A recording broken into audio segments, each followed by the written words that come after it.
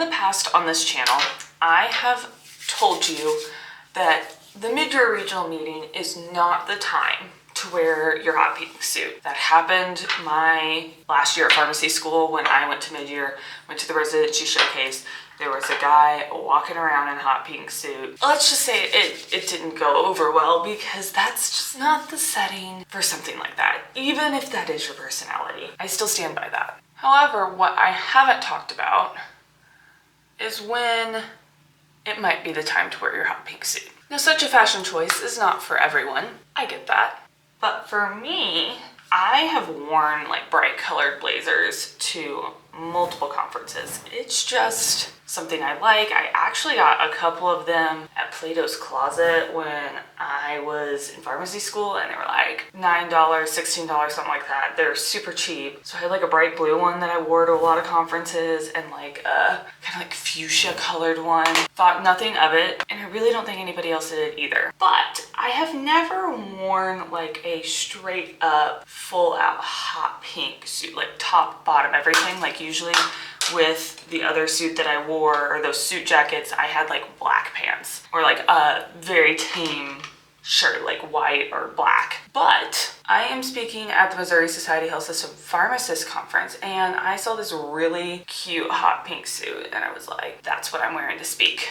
So I'm doing a presentation today on well-being and resiliency in pharmacy and like how to prevent burnout. And I just wanted to have fun with it. So I'm wearing my hot pink suit. Also, heatless hair curlers are like my new favorite thing because this is just so easy. I like wrap my hair around it the night before and then pull them out.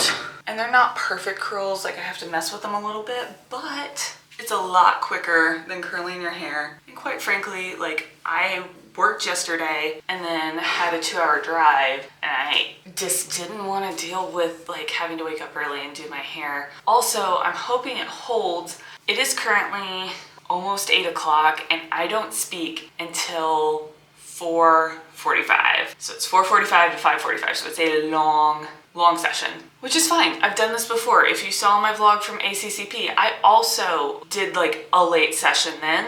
It was actually the very last session of the conference, and so this is day 1 of the conference, and then tomorrow is like not a full day. It goes to like 3 o'clock. I also did my nails last night. The $5 manicure from Marshall's. Easy to do, cheap nails, easy to do, cheap hair. We're ready to go. So the lighting is not great in here, but did the black suit top. This is an express bodysuit that I got several years ago, and it works. I didn't want to change it.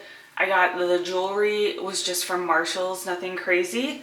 And the suit is actually from Amazon. And then I just had these Lucky Brand flats from several years ago that I like to wear. They're super comfortable for conferences. I have them well worn in. I've worn them to work a lot. And that's the fit. Let's go conference.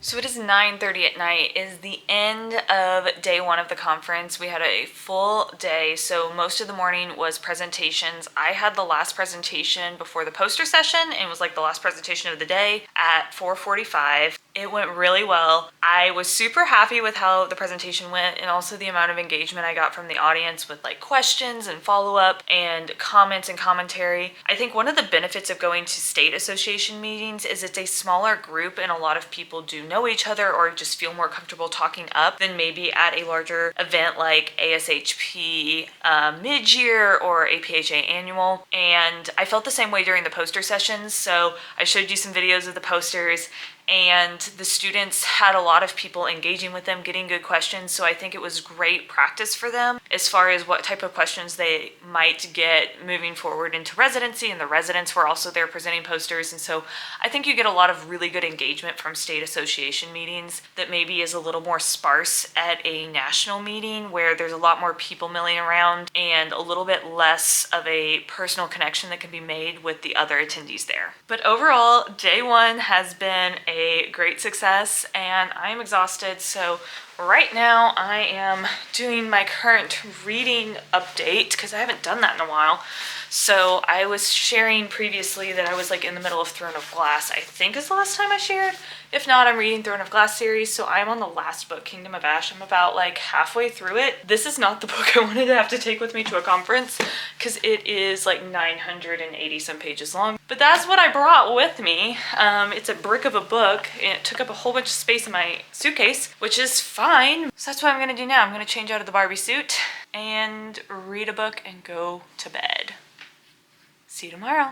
So the second day of the conference was a little bit more laid back. It was a half day instead of a full day, at least the part I stayed for because I had other things to do Saturday evening, but I did get to see some presentations that were really good.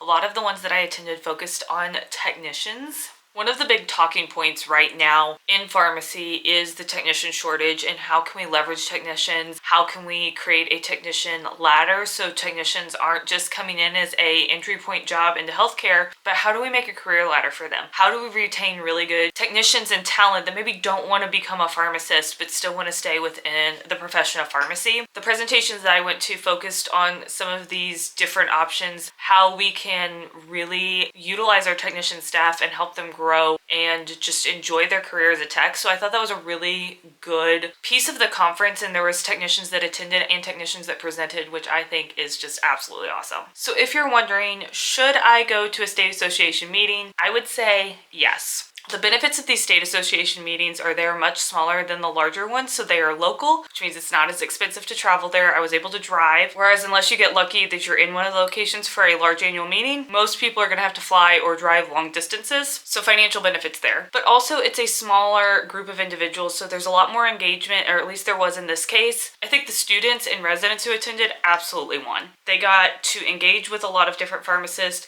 they got to see some really good presentations, and especially those who presented a poster got really good feedback. When you do a research poster, yes, you're like doing it and you're trying to put it on your CV, but you also want people to be able to enjoy it and get something out of the work you did. You put so much work into a poster presentation and the research and just all of the hours spent prepping for it that it's really disheartening when you go to an annual meeting and maybe like 2 or 3 people talk to you and it's because they're required to because they're judging you. That is like the disappointing thing, I think, if you go to a poster presentation at a national meeting, is sometimes there's just so many posters that it's overwhelming and a lot of people don't stop. Then you only have just a handful of people who know you talking to you at your poster versus getting good feedback and actually being able to help somebody else who is maybe wanting to implement a similar project in their health system or hospital. I just want to thank MSHP for asking me to come and having me speak. It was a great experience. I am so happy I did it. I have given a similar burnout talk at several different schools of pharmacy, so if you are interested in having me there, I would love to talk with you. I will leave a link down below to my speaker request form. I do my best to accommodate every forum. Obviously, the time differences can sometimes be a challenge, but I will do my best to work with you if I can. And with that, thank you all for watching, and I will see you next time. Bye!